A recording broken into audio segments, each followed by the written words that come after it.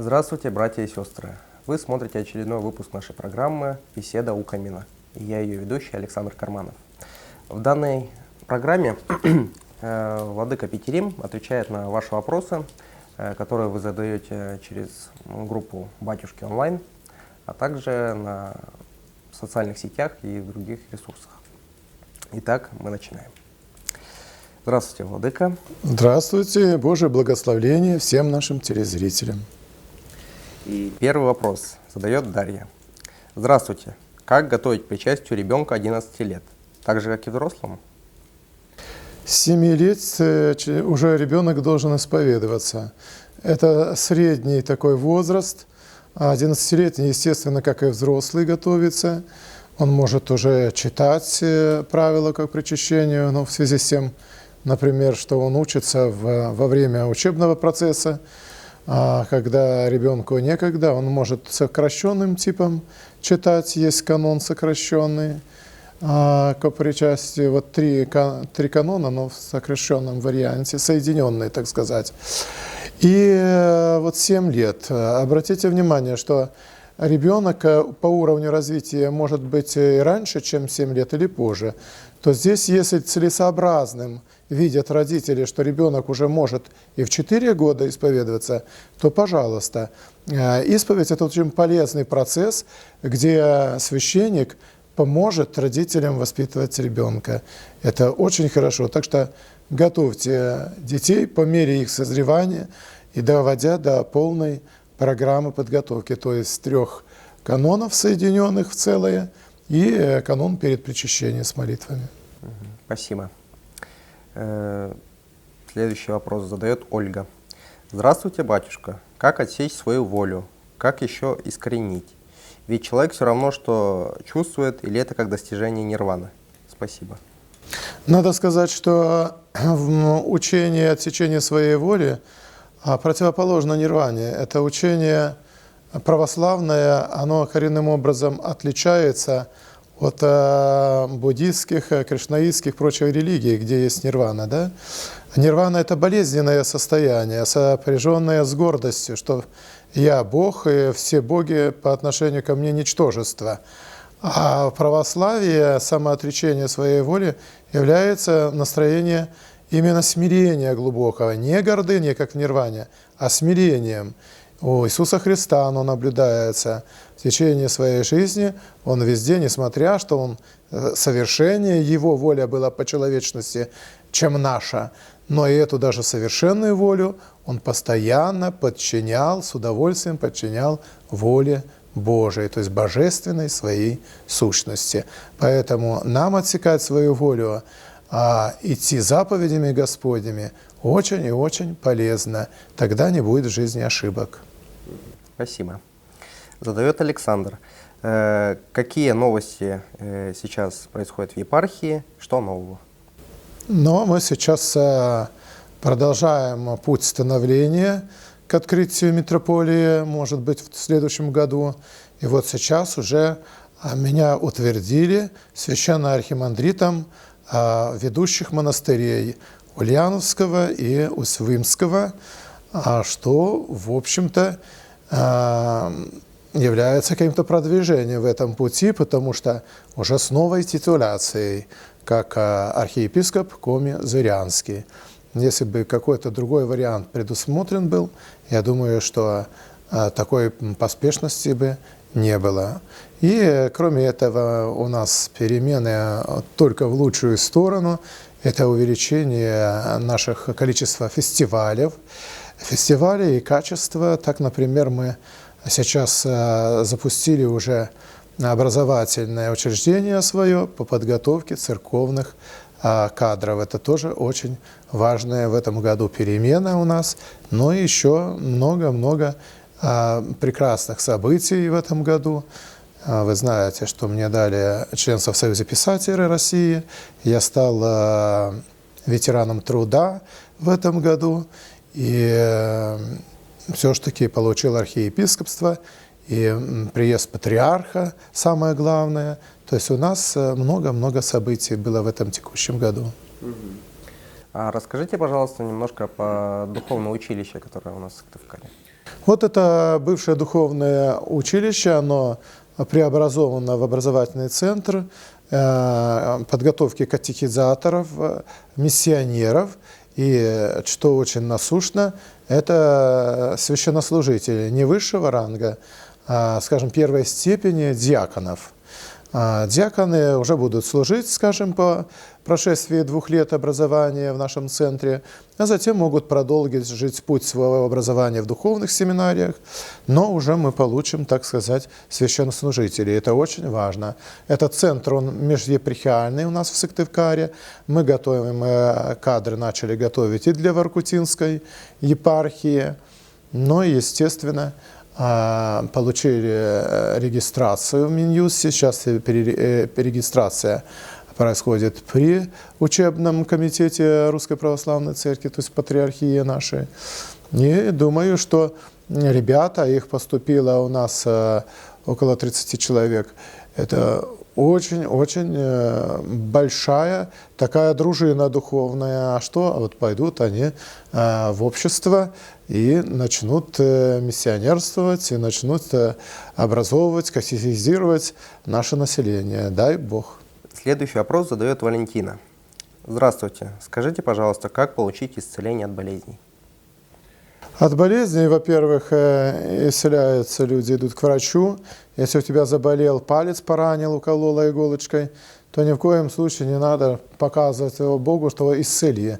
Если на это у тебя есть йод или там зеленка, бинтик.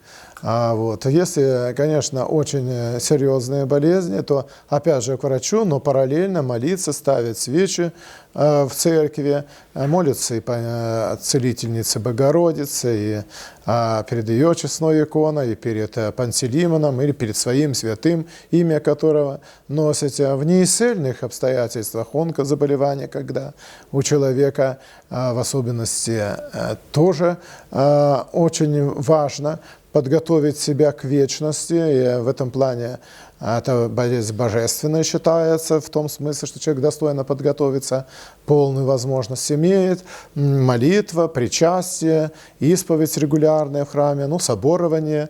Знаете, даже соборование, оно дает какую-то такую безболезненную кончину. От соборования оно на исцеление. Но если этого исцеления в полном смысле не получается, то соборование хотя бы умиротворяет и приводит в гармонию человека, который идет к вечности стремится, а мы все идем в вечности рано или поздно, то я, конечно, думаю, что чудо не оставляя, что молиться бывает и у неисцельных болезней, и бывает исцеление. То есть молиться, молиться, молиться. Спасибо. Следующий вопрос задает Виктор. В Воркутинской епархии патриарх Московский всея Руси Кирилл подарил дорогой внедорожник. Помогали ли как-то Сыктывкарской епархии, и зачем такие затраты? Ибо можно было бы потратить эти деньги на что-нибудь более нужное, например, помощь онкобольным. Я хотел бы сразу уточнить, что Воркутинская епархия – это самостоятельная епархия, и одно с другим никак нельзя путать, потому как некоторые спрашивают, что вот подарили вам вот эту машину, владыка, что вы с ней будете делать? Что подарили Воркутинскому, но я же ведь сейчас не воркутинский, во-первых, и одно с другим никак не путается. Во-первых, нашей Сыктывкарской епархии от патриархии сейчас помощь не нужна.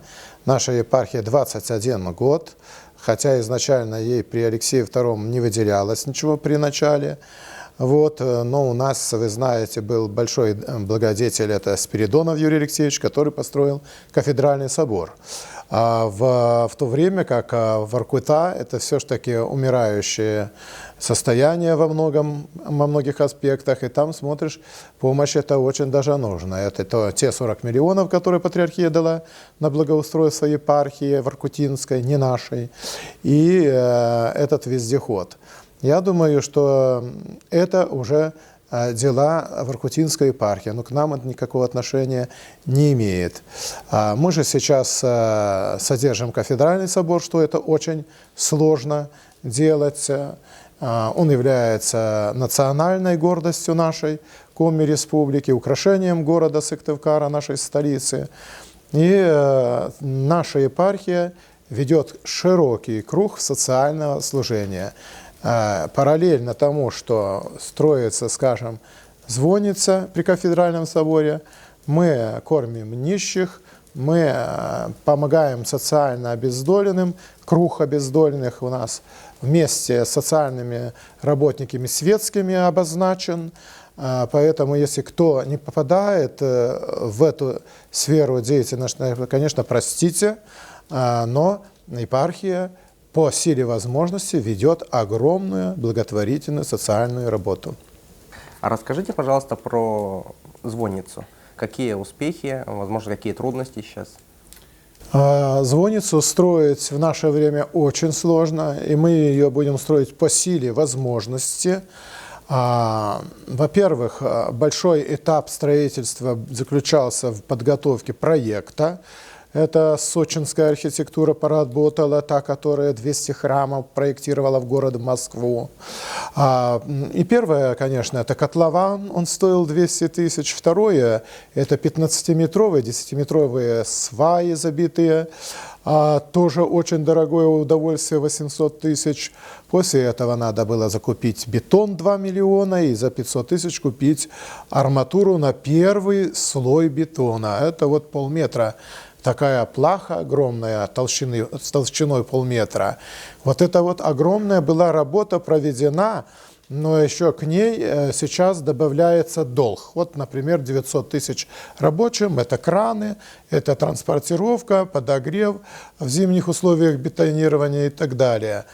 Так я хочу сказать, что вот когда мы собирали деньги в соборе, то за месяц собрали 6500 рублей. А в то время, например, мой небогатый спонсор, да, маленький бизнесмен, он последний, так сказать, отдал 2 миллиона только на один бетон. Это, конечно, говорит о том, что сейчас люди, зашедшие в храм 200 человек, 200 свечей не ставят. Хотя вот раньше, когда в молодости я ходил, в детстве, мы тоже бедно жили, хлеб не всегда был, но я ставил по 5 свечей, а одна свечка равнялась булке хлеба. Так никогда не было жалко. Вот такой сейчас уровень упал подхода. Конечно, со свечей и есть доход, который можно было бы отправить на строительство звонницы. Но не ставят, массово не ставят люди свечи, что это говорит о духовном падении нравов. Я призываю все-таки ответственнее относиться верующим к этой жертве Богу. Свеча, которая знаменует собой образ Святой Троицы, фитиль, воск, огонь. Да? Триединство такое. И это очень важно, что мы Богу приносим, как и в древности, как в скинии Ветхого Завета, да, вот эту благоприятную, благоуханную жертву, восковая свеча. Но еще призываю как-то ответственнее подходить. Иначе вот получается, я еду в метро в Московское, одна остановка, и Барт исполнительную 1000 рублей набрасывает на моих глазах, да? А 10 остановок, 10 тысяч, и он может идти в ресторан. Да? А здесь получается, что за месяц 6500. У человека за вечер, за какую-то часовую поездку в метро, а здесь за месяц 6500. Но это уже, как говорится, никуда не годится. Я же знаю прихожан, я же знаю, что некоторые из них бизнесмены, но они никак не реагируют, кроме, вот говорю, единиц. Но Бог, наверное, посрамляет этим, что единицы строят огромные сооружения. Да?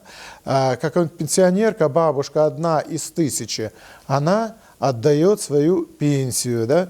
Проживает у дочери там, помочь с целью, чтобы храму и так далее. Это очень важно.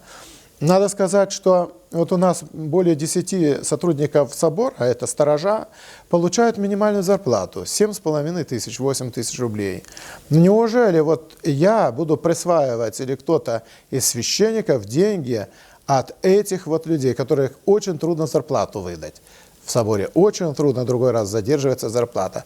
Неужели дети будут голодные, а я буду накапливать какие-то средства? Естественно, что через мой карман, если что-то проходит, то все это отдается людям, чтобы они быстрее получили зарплату. А зарплата ежемесячно задерживается, очень сложно ее выплатить вот в эти положенные 3 дня. Но бывает день-два мы задерживаем, но вот остальное все идет на строительство звонницы, но это остальное, оно нулевое, потому что очень маленькие пожертвования от людей.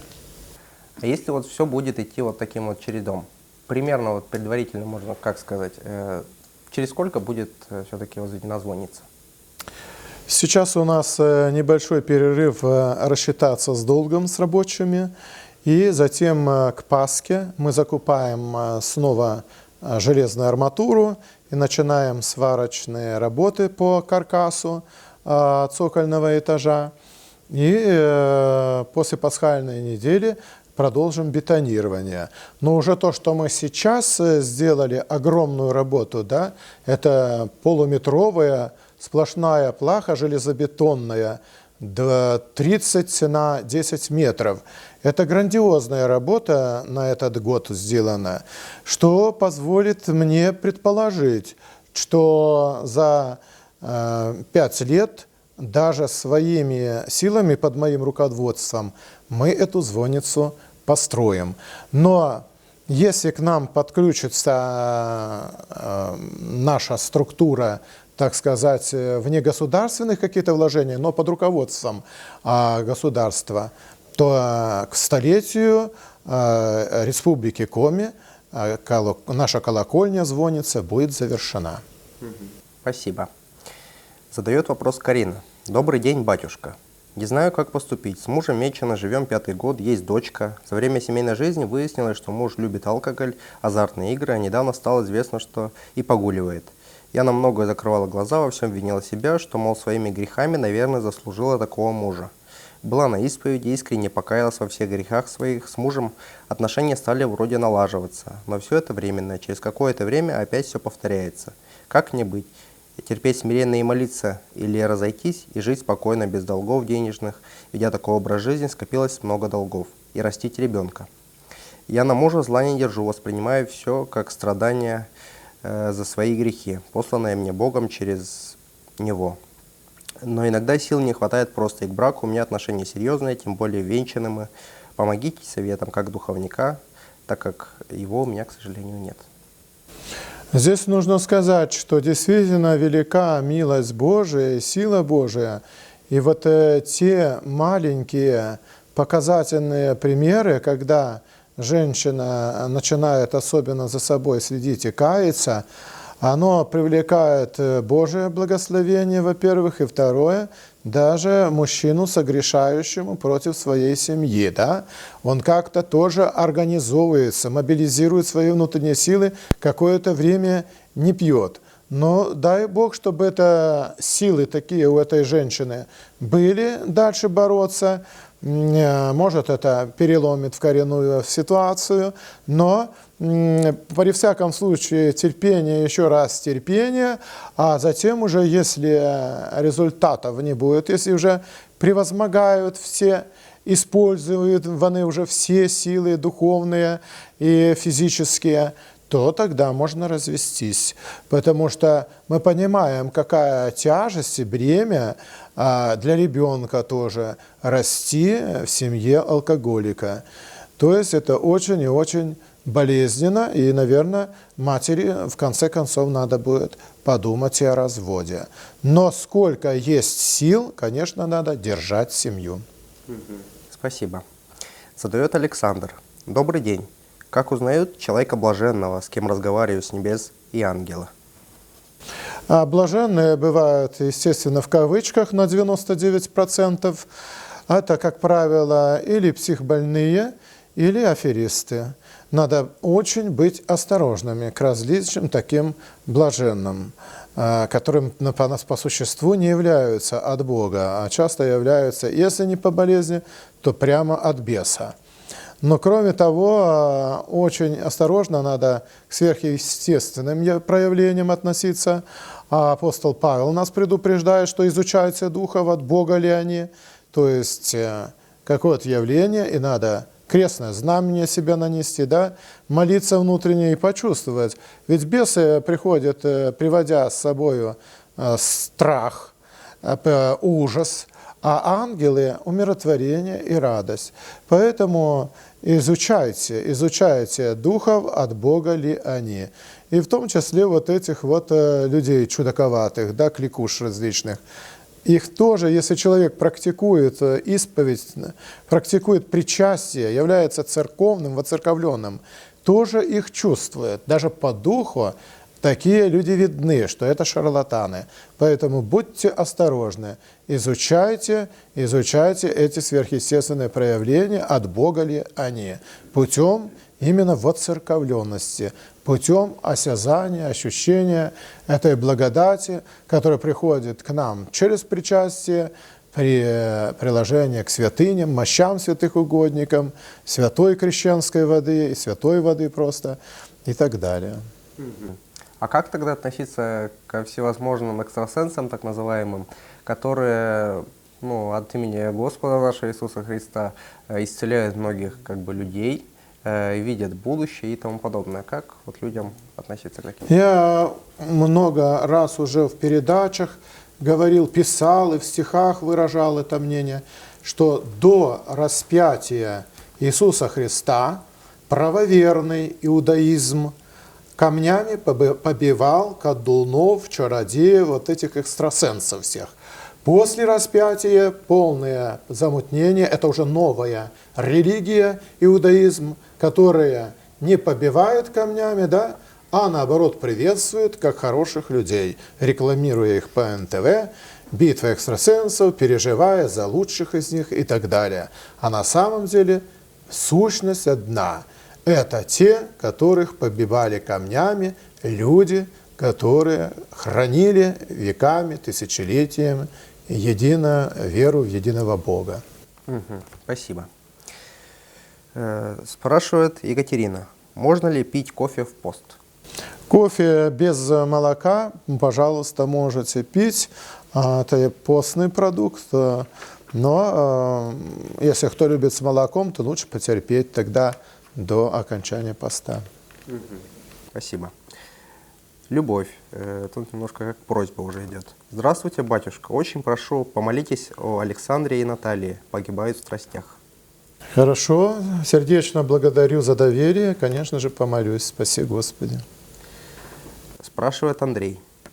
Уважаемый владыка, расскажите, пожалуйста, о тех православных культурологических фестивалях, проектах, которые проводятся в течение года в Республике Коми, Сыктывкарской и Коми-Зырянской епархии, и о том, какие цели и задачи крупномасштабные мероприятия ставят перед их организаторами.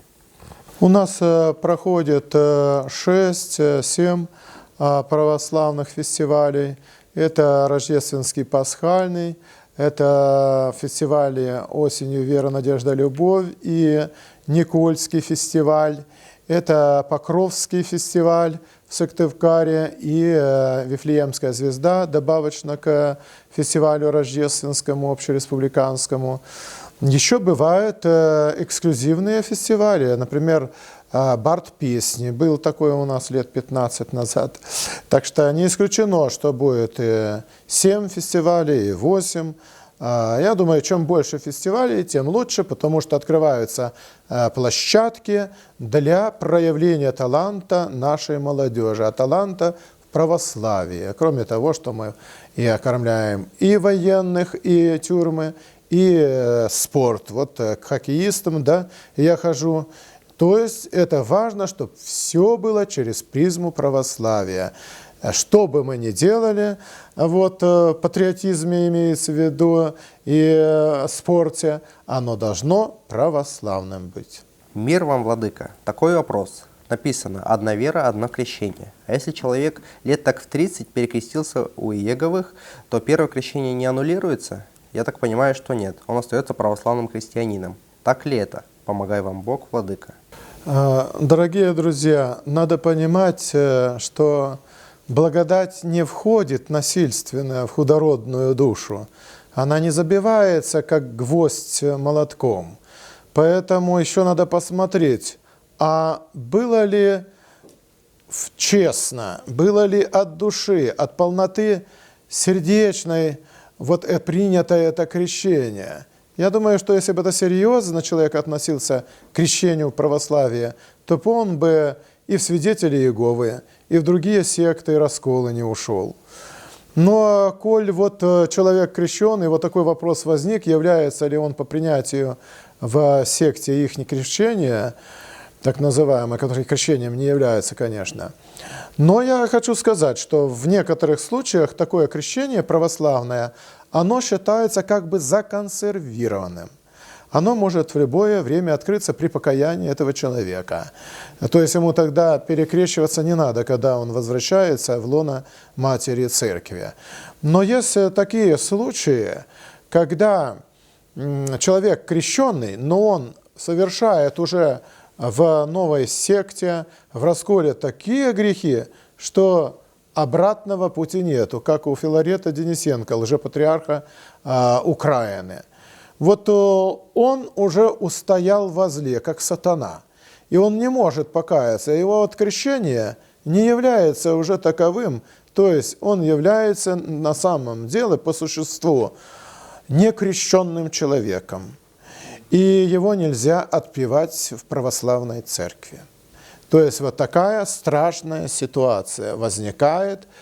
Чем дальше, тем больше человек уходит в секту, не дай Бог никому уйти, и он дальше начинает там ниспадение в этой структуре, что уже не только не остается ничего там законсервированного, так сказать, в хорошем смысле, от православия, а уже человек становится полностью некрещенный. Но мы эту ситуацию не видим, и поэтому по любви мы все равно молимся о заблудших, даже в аде сущих, страждущих в аде за упокой, тоже молимся. Вообще запрещения нету ни о ком молиться. А что касается таинства отпева, я говорю, мы не отпеваем таких. И у меня лично от меня вопрос. У меня есть одна знакомая, она уже достаточно пожилая, не знаю по чьей воле, каких обстоятельств, но она была крещена дважды. То есть один раз она забыла, когда-то покрестили, она уже в более взрослом возрасте, она покрестилась. Как это воспринимается церковью? А по забывчивости бывает такая форма, что человек, если не знает, крещен он или нет, его крестят с формулой «Аще не крещен, то крещается во имя Отца, аминь, и Сына, аминь, и Святого Духа, аминь». То есть, если он крещен, то это второе крещение не является действительным. Как бы это странно ни звучало, не является. Мы верим во единое крещение. Ну а что покрестили? Благодать, так сказать, благодать на благодать. Мы ж всю жизнь крещенской водой пользуемся, правильно, да? Так что ничего страшного, если человек, не знающий, крещен ли он или нет, покрестится с этой формулой. Спасибо. И еще вопрос от Татьяны. Я всю жизнь без духовного отца жила, а теперь, будучи в преклонных годах, в нем имею нужду. Так, кто теперь захочет со мной возиться? И боюсь смерти, ибо не готова. Скажите, владыка, творение какого старца читать, чтобы восполнить нужду? Вроде и при храме, а все мимо. Не дополняюсь, не меняюсь, простите. А иметь старца – это счастье большое, но старцев уже, как говорил Игнатий Бринчанинов, не было и в XIX веке, да? Практически, потому что, что один старец, уж не может быть на всю страну, да? Это все равно, что нету. Поэтому нашими старцами являются наши священники. Обыкновенный священник, к нему идешь на исповедь, причащаешься, и нашими старцами в этом является та инструкция, которую дает священник, а он плохому не научит, как наши все родители, да? Дает вам литературу, и в этой литературе мы изучаем священное предание как ключ к священному писанию, да? и полностью идем путем спасения.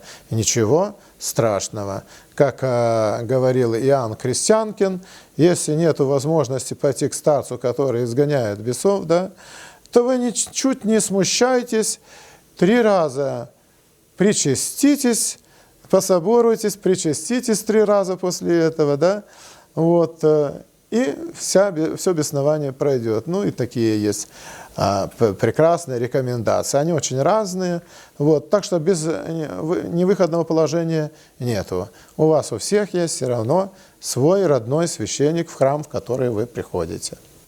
Спасибо.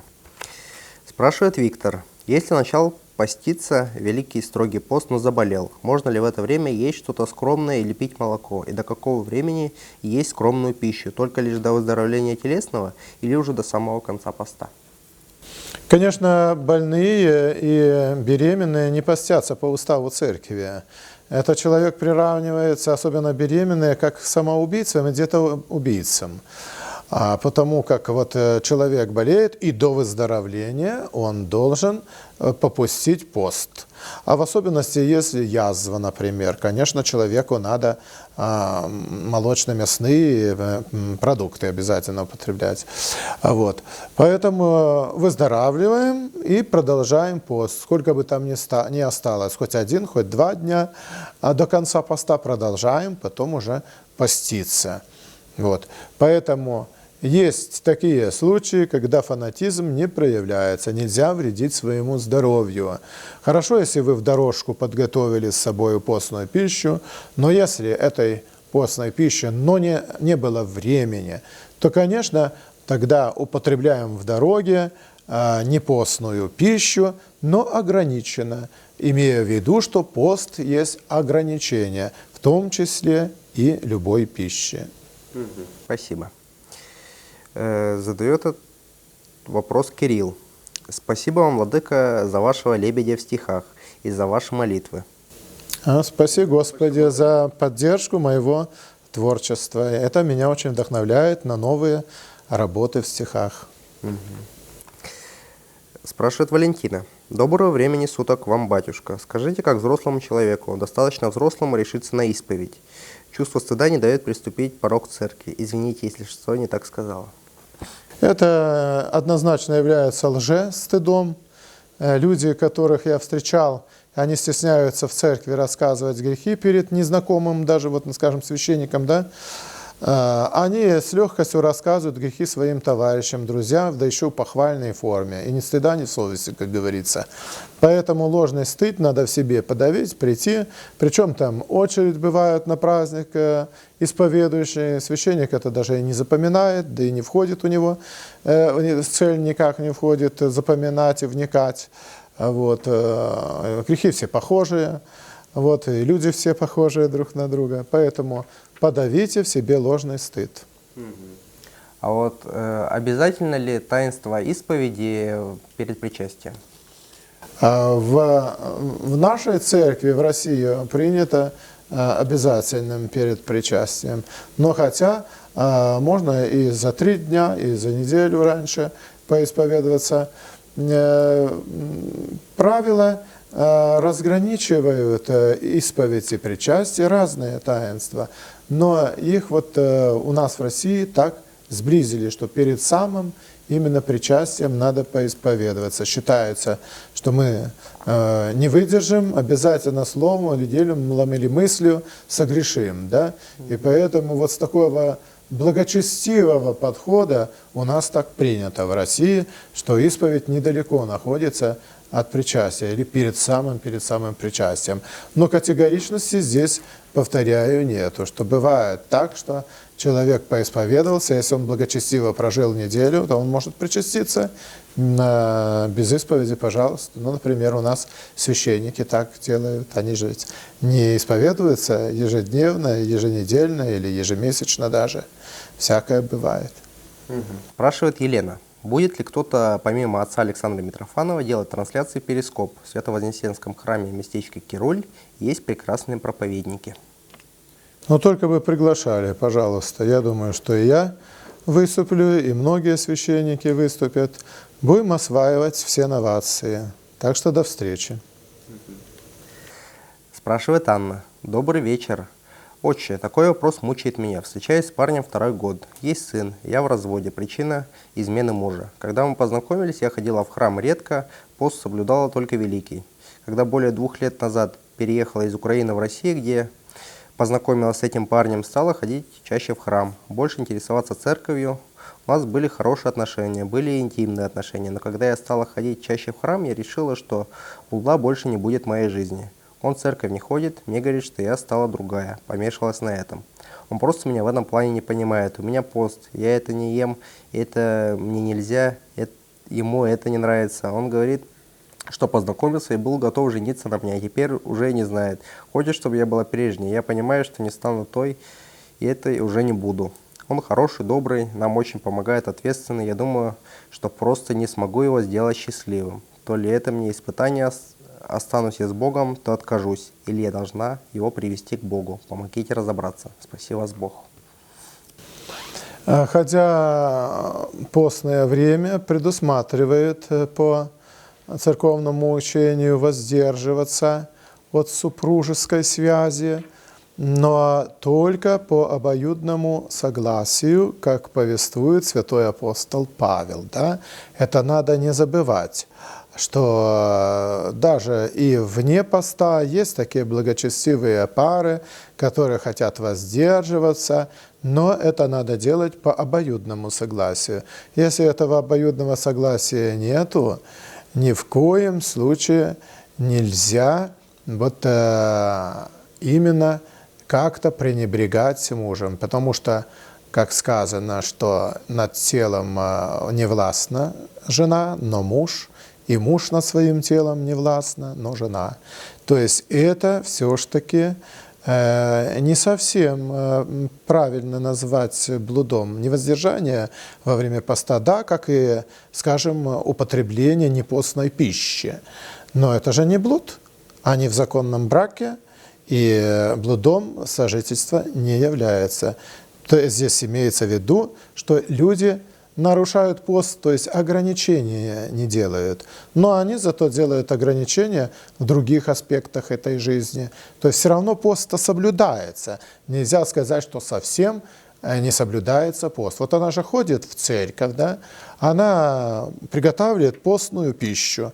Уже какая-то часть поста идет. Потому что живите счастливо.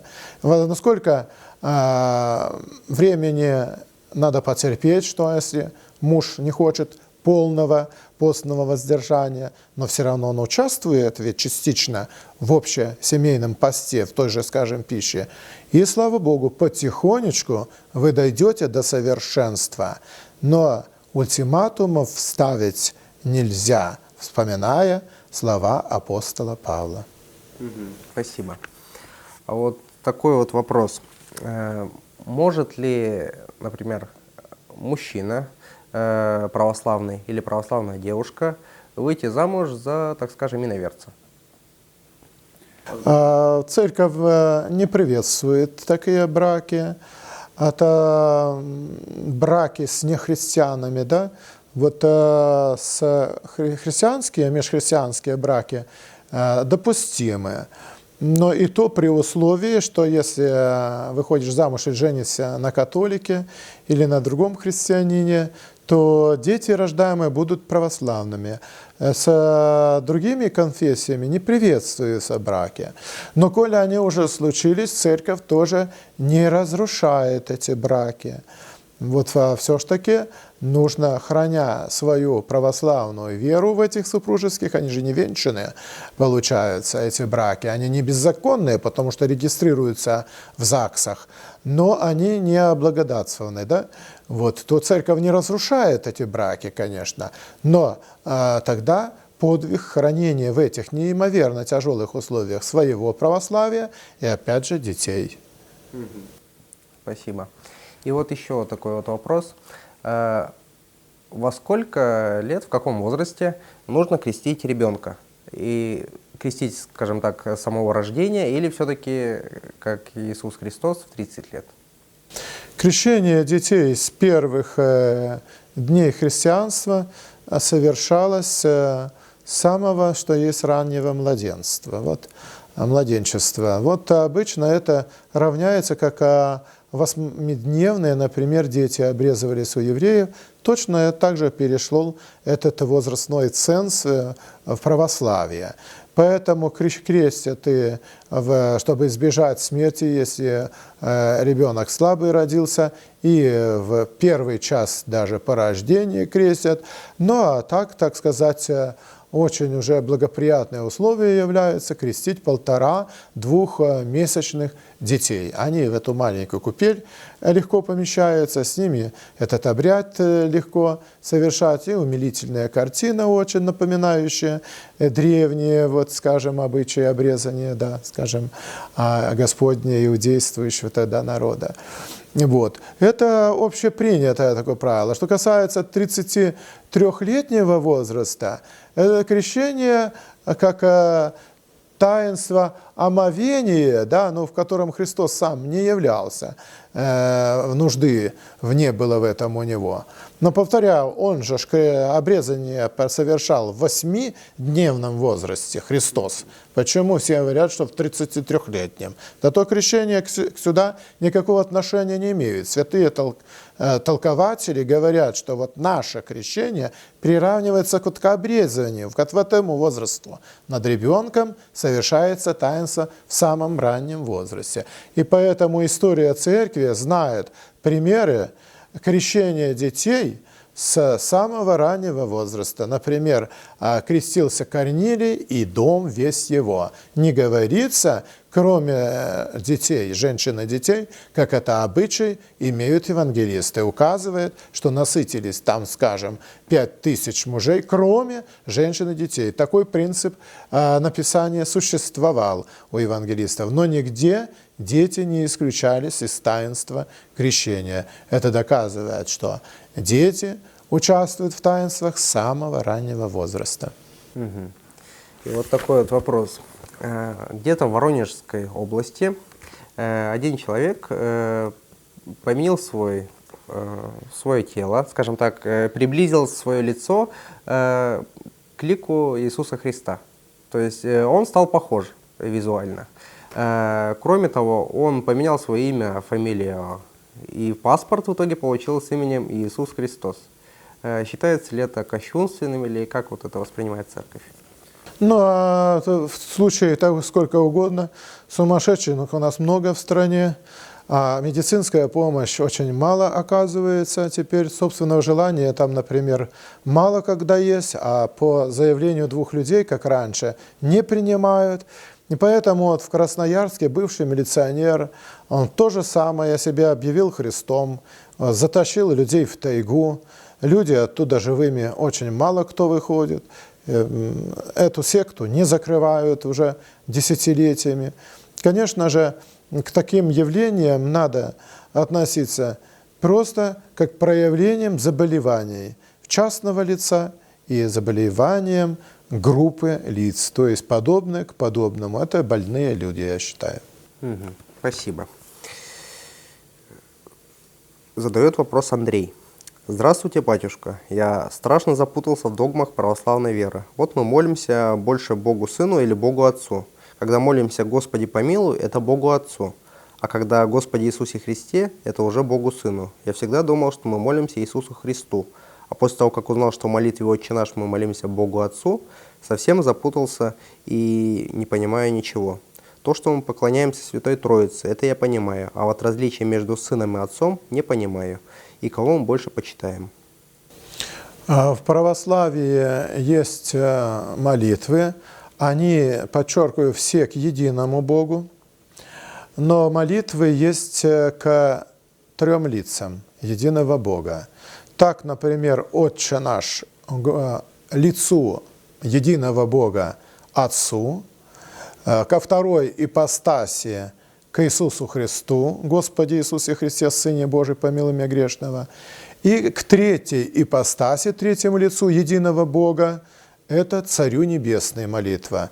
Но молитв этих по подобию существует множество, поэтому при всяком случае, как говорил Григорий Богослов, молимся мы Иисусу Христу, а подразумеваем и Отца, и Духа Святого. Молимся ли Духу Святому, а подразумеваем Иисуса Христа и Бога Отца. То есть вот это такая поэзия, да, изображена догматически, да. То есть это надо не забывать, что лиц-то три, а божество всегда одно. И всегда при всех случаях мы говорим «помилуй». Что Отцу, что Сыну, что Святому Духу, помилуй, это да. Милуется, потому что божеством, едино сущностью трех лиц. И вот еще один вопрос от Андрея. В Библии в 1 главе сказано «Да будет свет». О каком свете говорится? Солнце, луна и звезды были созданы на 4-й день. Верно же? Да, вот свет – это так же, как понятие о хлебе насущном, который мы просим каждый день. Мы просим какой хлеб? Естественный, да, хлебушек, булка хлеба. Но мы просим хлеба надсущного, надмирного. Это еще слово. Человек без слова не может, духовно-нравственного слова, без чтения, без слышания этого слова, и не может без хлеба причастия. То есть тело и крови Христовой – это изначальное, еще доисторическое, от Адама и Евы, проявление и знание, что люди призваны к обожествлению. То есть хлеб как обожествление, хлеб сам Иисус Христос. Да? И здесь тоже свет. Свет – это ведь Бог по существу.